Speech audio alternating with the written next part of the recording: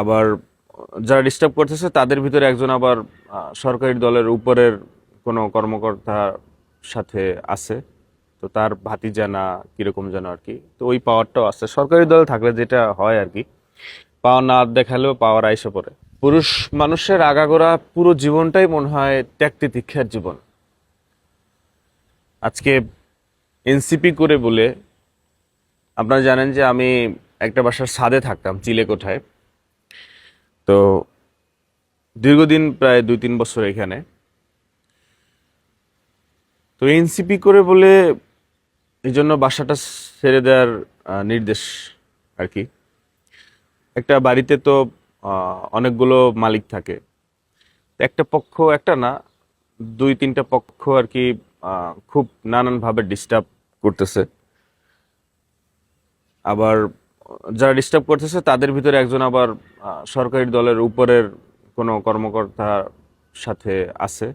তো তার ভাতিজা না কিরকম যেন আর কি। তো ওই পাওয়ারটাও আছে সরকারি দল থাকলে, যেটা হয় আর কি, পাওয়ার না দেখালেও পাওয়ার আইসা পড়ে। আর ব্যাপার হচ্ছে যে আমি একটা কোম্পানিতে হচ্ছে ব্র্যান্ড অ্যাম্বাসেডর ছিলাম। একদম মানে 300 টাকার স্ট্যাম্পে সাইন করা, 1 বছরের জন্য চুক্তিবদ্ধ ছিলাম।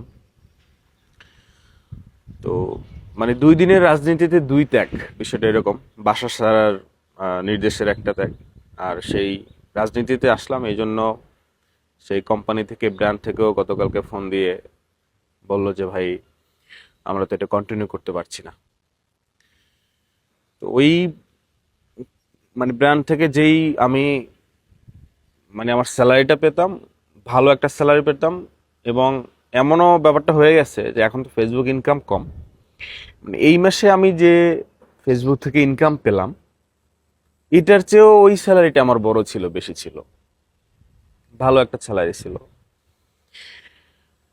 তো ওটাও ক্লোজ,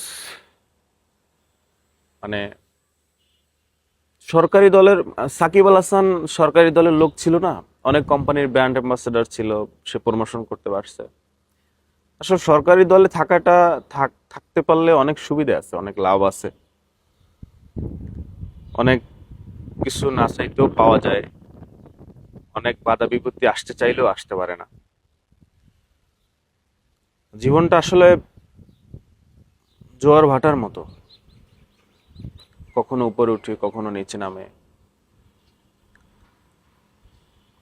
এটা অবশ্যই আমার জন্য ধাক্কা,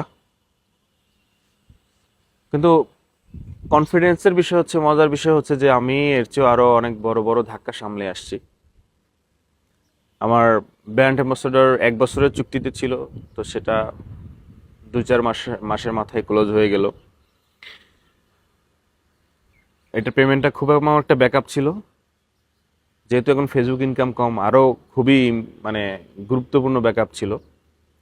বাসা ছাড়ার যে ব্যাপারটা, এনসিপি করি এখন, তো একটু এনসিপি পক্ষে কথা যাবে, যদিও আমি ওইটা দলটা দেখি না, আমি ফেয়ার কথাটাই অলওয়েজ বলে আসছি বা বলবো ইনশাল্লাহ। তবুও এখানে সরকারি দলের আত্মীয় স্বজন লোকজন আছে, যার জন্য নানানভাবে ডিস্টার্ব। এই যে ধাক্কাটা, মজার বিষয় হচ্ছে যে এর চেয়েও বড় বড় ধাক্কা আমি সামলে আসছি। যাই হোক, আমার শুভাকাঙ্ক্ষী, আমার ভালোবাসার মানুষজন ঢাকা শহরের ভিতরে, মানে মেইন সিটির ভিতরে, যদি কারো খোঁজে চিলেকোঠা এবং সেফ বাসা খোঁজে থাকে, তাহলে আমাকে একটু জানায়েন কোনো না কোনো ভাবে।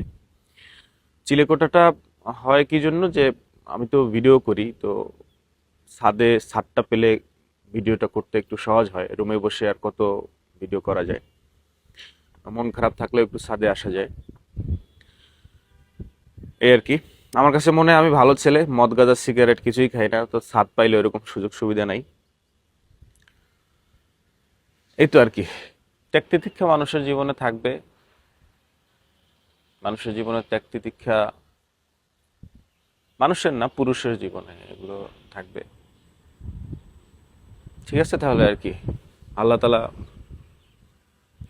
ভালো কিছু রাখছে হয়তো, ইনশাল্লাহ।